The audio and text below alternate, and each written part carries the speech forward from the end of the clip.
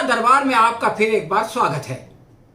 आज हम देश और दुनिया में कोरोना की वापसी पर चर्चा करेंगे। दोस्तों, कोरोना अपनी पहली सालगिरह मनाने लौट आया है।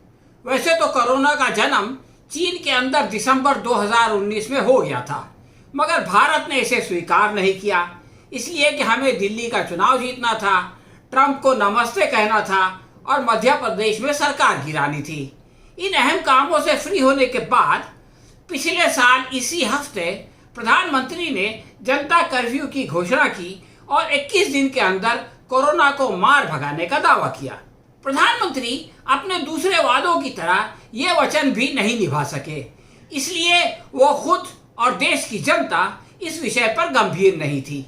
यही कारण है कि जनता कर्फ्यू के दौरान नाच गाना तक हुआ, ताली और थाली पीटने के साथ शंख और ढोल ताशा भी बजाया गया।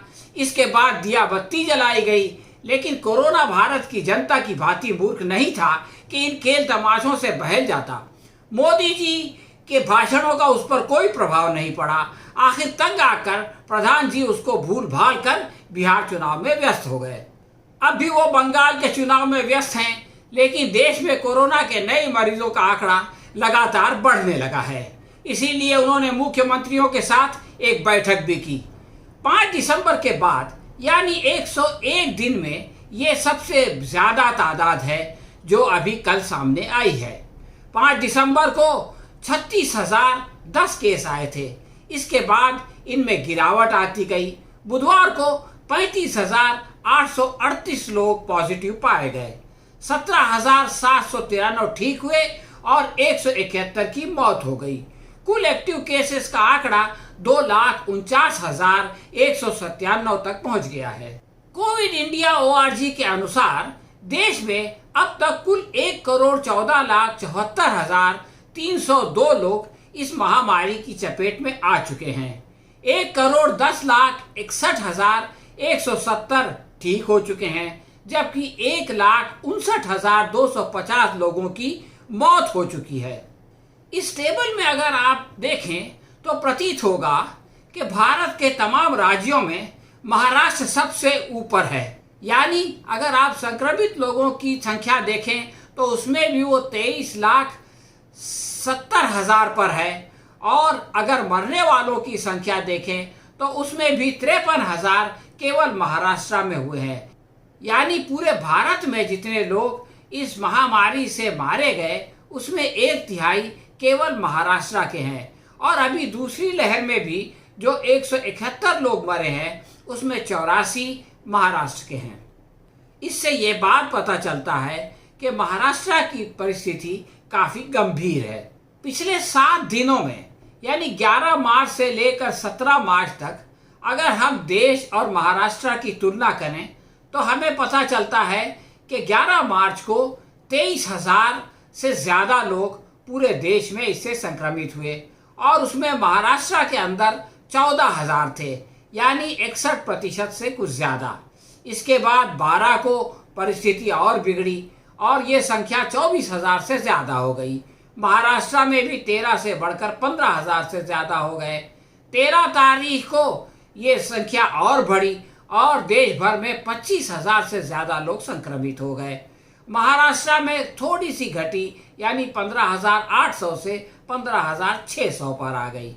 लेकिन 14 मार्च को हम ये देखते हैं कि देश भर में ये संख्या 25,000 से 26,000 तक गई और महाराष्ट्र में 16,000 से ज़्यादा हो गई।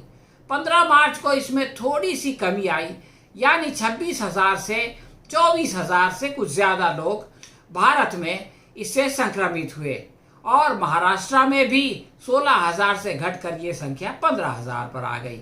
लेकिन 16 मार्च को फिर परिस्थिति बिगड़ी और ये जो 24,000 थी वो आगे बढ़कर 28,000 पर पहुंच गई।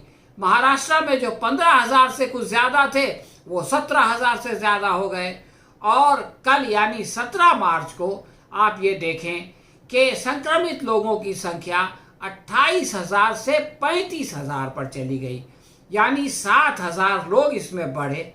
और महाराष्ट्र के अंदर जो 17,000 से कुछ ज़्यादा थे वो अब 23,000 से ज़्यादा हो गए।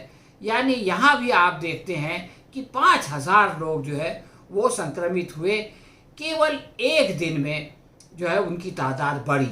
ये बहुत ही गंभीर परिस्थिति है। और आप देखें कि इस पूरे हफ्ते में महाराष्ट्र का प्रतिशत 60 से ज़्यादा ही रहा, यानी कभी 61, कभी 62, कभी 64, कभी 63। इस तरह से पूरे भारत की तुलना में महाराष्ट्र में 60% से ज़्यादा लोग संक्रमित होते रहे। अब आप महाराष्ट्र के अंदर की सूरत हाल देखें, यानी महाराष्ट्र के जो 3 जिले सबसे ज़्यादा प्रभावित हैं उनमें पुणे सबसे आगे है, जहां 4724 लोग संक्रमित हुए और 1182 लोग ठीक हो गए। इसके मुकाबले नागपुर में 3405 लोग संक्रमित हुए और 1451 लोग ठीक हो गए। अगर आप बम्बई आए तो आपको पता चलेगा कि वो तीसरे नंबर पर है। यहाँ पर 2377 लोग संक्रमित हुए और 816 अच्छे हो गए। लेकिन अगर आप मरने वालों की संख्या देखें तो नागपुर सबसे आगे है। इसीलिए आपने देखा होगा कि सबसे पहले लॉकडाउन पूरे भारत में दूसरी लहर के दौरान नागपुर में लगा। वहाँ पर 16 लोगों की मौत हो गई और उसके बाद मुंबई है, जहाँ 8 लोग जो है वो इससे प्रभावित होकर उनकी मौत हुई और पुणे में इस दौरान कोई मौत नहीं हुई। महाराष्ट्र के अलावा दिल्ली की परिस्थिति भी बहुत अच्छी नहीं है। 15 मार्च को 368 केस आए थे, लेकिन 16 को वो बढ़कर 425 हो गए और 17 को उसकी संख्या बढ़कर 536 तक पहुंच गई, यानी लगातार बढ़ोतरी देखने को मिली। इसी तरह से ठीक होने वालों की तादाद आप देखें कि 15 को 306 थी तो 16 को उससे घटकर 257 पर चली गई और 17 को फिर थोड़ी सी बढ़कर के 319 पर पहुंच गई। मरने वालों की संख्या 3 से घटकर 1 पे आई और फिर 3 पे पहुंच गई। इसका मतलब ये है कि दिल्ली की भी परिस्थिति दिन ब दिन बिगड़ती जा रही है। अब अगर आप विश्व स्तर पर देखें तो पिछले 7 दिनों में सबसे ज़्यादा संक्रमित लोग ब्राज़ील में पाए गए, यानी 90,830। उसके बाद दूसरे क्रमांक पर अमेरिका है, जहां इन 7 दिनों में 61,000 लोग संक्रमित हुए। फ्रांस 38,500 पे है और भारत चौथे नंबर पर है, जहां पर कि 35,838 लोग कोरोना से संक्रमित हुए। इसके बाद पोलैंड का नंबर आता है, फिर इटली है, उसके बाद तुर्की और जर्मनी जो है वो 16,094 पर है। कोरोना के आने से अब तक की अगर हम सूरत हाल देखें तो अमेरिका जो है वो सबसे ज़्यादा प्रभावित है। वहाँ पर 3 करोड़ से ज़्यादा लोग इस महामारी से प्रभावित हुए।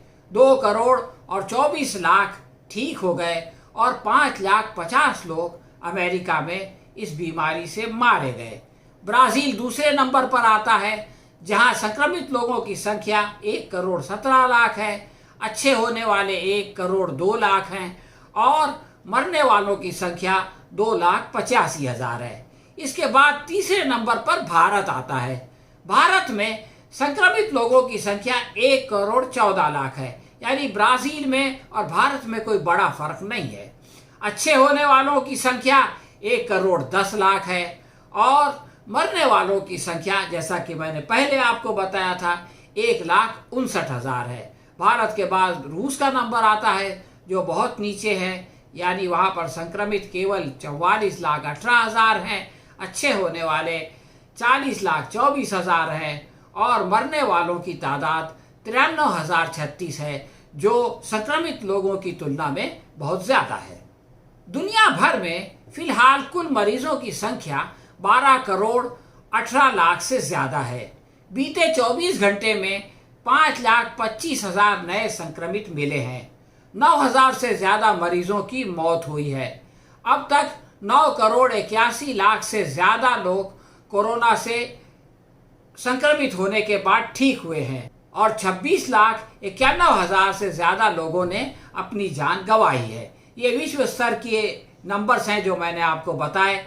दुनिया भर में फिलहाल 2 करोड़ 6 लाख संक्रमित लोगों का इलाज चल रहा है, यानी स्थिति काफ़ी गंभीर है और हमें बहुत सतर्क रहने की ज़रूरत है। हाँ तो दोस्तों, ये थी कोरोना की वापसी देश के स्तर पर, राज्य के स्तर पर और विश्व के स्तर पर। ऐसा लग रहा है कि कोरोना जो है वो उसकी दूसरी लहर पूरी दुनिया को अपने लपेट में लेने जा रही है। हम 1 साल से इससे जूझ रहे हैं, कब तक इससे जूझना पड़ेगा हम ये नहीं जानते, लेकिन ये कि इससे जो है वो अपने आप को बचाने की कोशिश करना हमने इस 1 साल में सीखा है। और उम्मीद है कि हम अपना इसी तरह का एहतियात बरतेंगे तो इसके प्रभाव को कम से कम कर सकेंगे।